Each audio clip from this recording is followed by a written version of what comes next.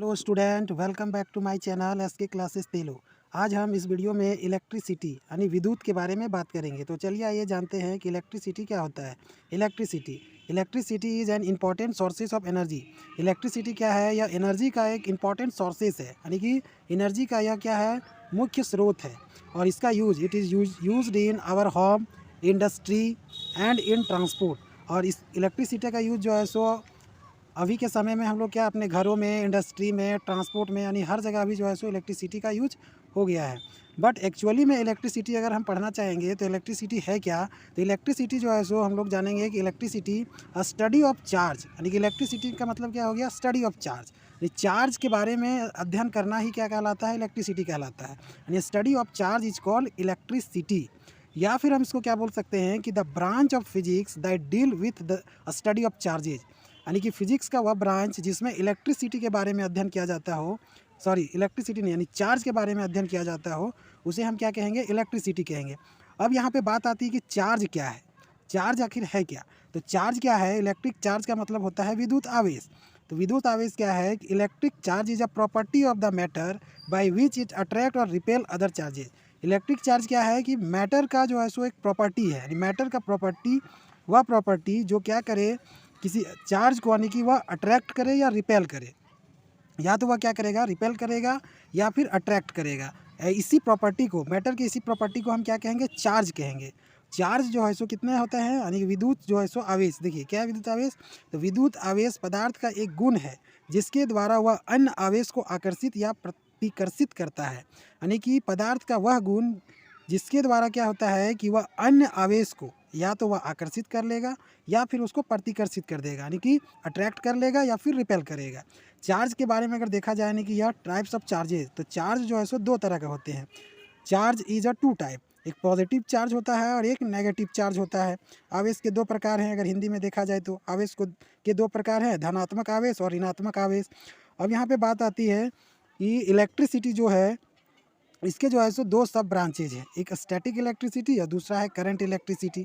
Static electricity क्या होता है? Study of charges at rest is called, ठीक है, स्टैटिक इलेक्ट्रिसिटी। यानी कि चार्ज को जब हम रेस्ट के रूप में स्टडी करेंगे, यानी कि जब चार्ज रुका हुआ रहेगा तो उसको हम स्टैटिक इलेक्ट्रिसिटी बोलेंगे।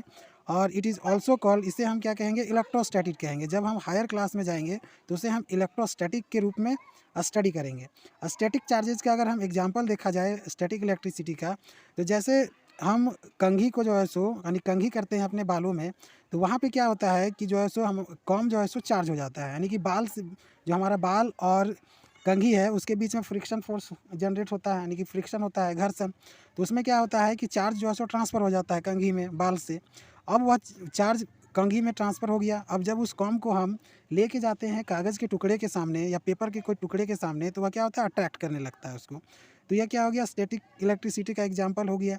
अब आगे आता है करंट इलेक्ट्रिसिटी। इसका जो दूसरा पार्ट है वह है करंट इलेक्ट्रिसिटी। और करंट इलेक्ट्रिसिटी जो है सो 10th क्लास में इसके बारे में स्टडी करने के लिए दिया गया है। तो करंट का मतलब होता है मोशन, यानी कि जब चार्ज मोशन में हो, यानी study of charges in motion. जब चार्ज को हम, यानी कि मोशन में अध्ययन करेंगे, यानी जब चार्ज क्या हो? मोशन में हो, तब हम उसको क्या कहेंगे? करंट इलेक्ट्रिसिटी कहेंगे।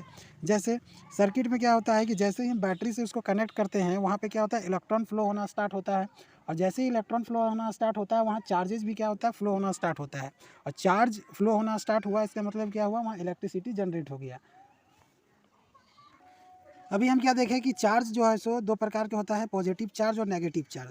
तो यहाँ पे हम नोट में कुछ याद रखेंगे। क्या याद रखना है कि एटम में, in atom proton is positive charge.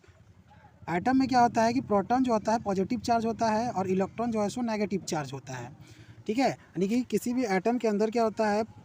Nucleus में प्रोटॉन और न्यूट्रॉन होता है, और इलेक्ट्रॉन क्या होता है कि उसके ऑर्बिट में जो है सो रोटेट करता है, यानी मूव करता हुआ नज़र आता है। तो वहाँ पे क्या है कि प्रोटॉन जो है सो पॉजिटिव चार्ज में प्रेजेंट होता है और इलेक्ट्रॉन नेगेटिव चार्ज में। तो अब जानेंगे कि प्रोटॉन का चार्ज कितना होता है। तो प्रोटॉन का चार्ज होता है प्लस 1.6 इंटू 10⁻⁻19 कूलम। तो कूलम क्या है? सी का मतलब कूलम हो गया। कूलम जो है सो चार्ज का सही यूनिट है। आगे है चार्ज ऑफ इलेक्ट्रॉन। इलेक्ट्रॉन का चार्ज कितना होता है? -1.6 इंटू 10⁻⁻19 कूलम।